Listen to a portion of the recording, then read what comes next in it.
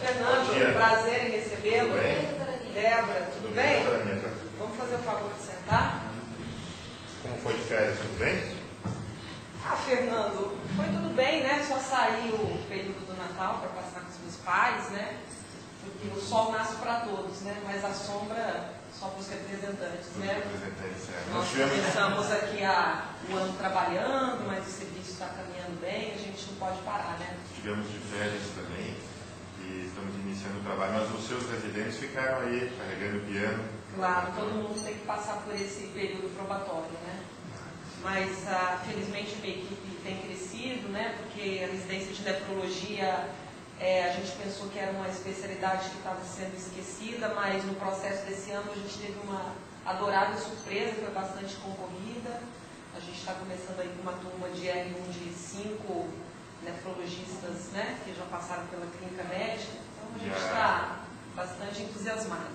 O que a nossa equipe tem identificado é que o número de pacientes que necessitam de atenção do nefrologista ainda assim é maior do que a quantidade de nefrologistas. Isso, mas eu acho que esse quadro, a gente tem tentado estimular os estudantes para que se entusiasmem pela especialidade, né? Não sei se eu sou uma apaixonada, mas eu acho que é uma especialidade muito bonita, né? Bem, doutora Anitta, bom, nós estamos aqui iniciando as nossas atividades de 2008. E a ideia é que a gente dê sequência nas nossas atividades de 2007. Em 2007 conversamos muito sobre o medicamento Sera e em 2008 nós vamos continuar conversando bastante e estamos muito entusiasmados com isso, doutora Anitta.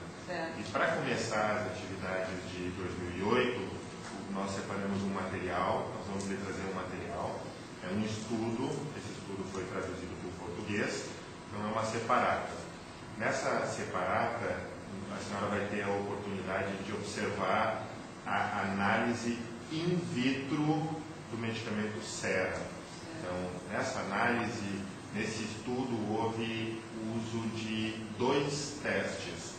O que nós pretendemos é lhe demonstrar de que maneira o medicamento Sera se liga aos receptores de eritropoetina e de que maneira ele se desliga dos receptores de eritropoetina. Posso lhe mostrar aqui? Claro. Está muito bonito o seu material. Então, esse é o estudo, ele foi publicado no periódico Pharmacology, e nessa parte do material, nessa parte da separata, a senhora vai poder observar um resumo do estudo. O que de fato é importante, e eu quero lhe chamar a atenção, é que através desses 2 métodos se observou qual era a concentração de Sera necessária para saturar receptores de eritropoetina. Esses 2 testes têm uma metodologia um pouco diferente, doutora Anitta, um do outro.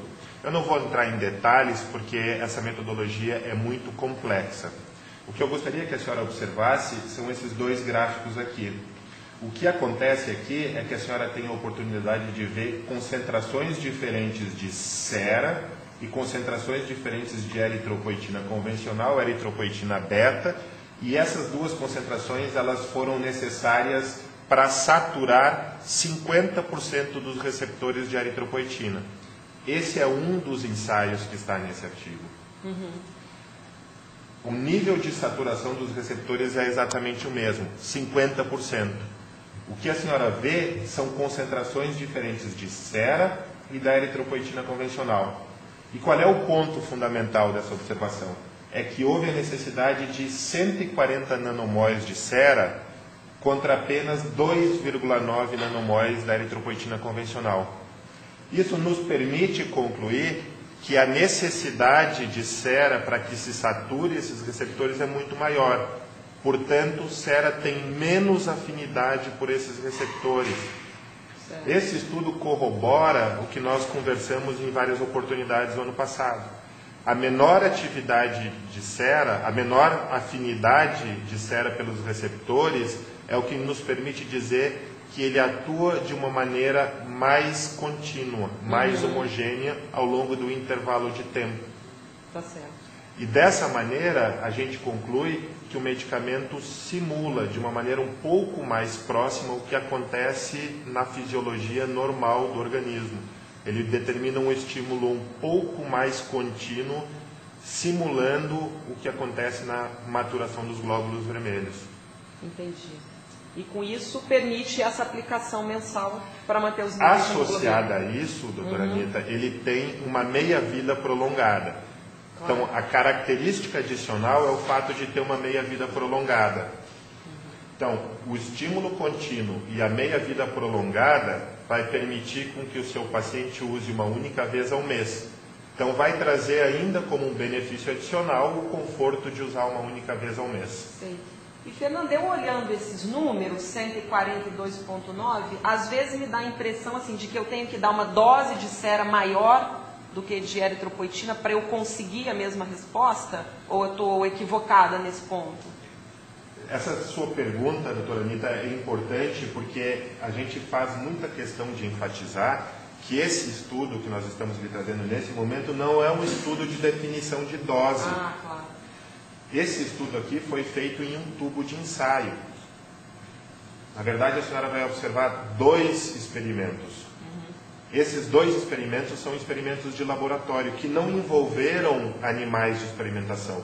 Não envolveram ratinhos, nem coelhos, nem outros animais de experimentação. São estudos em tubo de ensaio, de uma maneira um pouco simplificada. Então não tem nada a ver com dose, Eles não pretendem definir doses.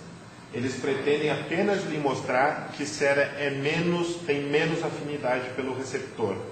Quando a senhora transporta esta informação, esta característica do medicamento para um modelo vivo, outras variáveis entram em jogo. Claro. E num modelo vivo, essa menor afinidade contribui por um estímulo mais constante dos receptores. Além disso, o medicamento tem sim uma meia-vida prolongada. Então, não compare, por favor, unidades internacionais, que é o que normalmente se leva em consideração com a eritropoetina convencional, com microgramas, que é a maneira como a senhora vai prescrever o Mircera. Tá. Não é uma comparação válida.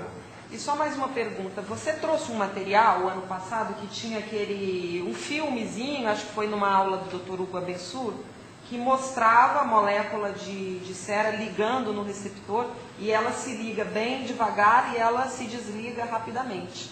Então eu queria saber, assim, essa menor afinidade pelo receptor é porque ela se desliga mais rapidamente? O que confere essa menor afinidade? O que é importante em relação à maneira como o cera funciona é o fato de cera se ligar de uma maneira mais lenta. Certo. A maneira como ele se desliga do receptor, segundo as informações que nós temos desse tipo de análise, uma análise de laboratório, é um pouquinho mais rápida do que a eritropoetina convencional. Certo. Mas o que é de fato muito importante para o mecanismo de ação é que ele se liga de uma maneira um pouco mais lenta.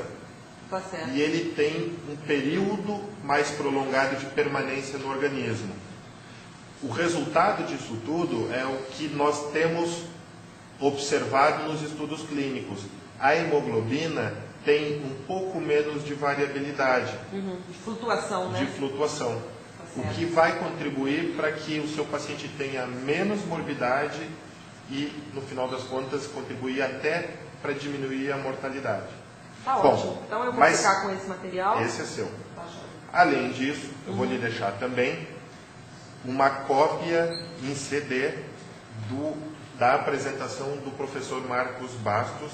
É um nefrologista, é professor titular da Universidade Federal de Juiz de Fora.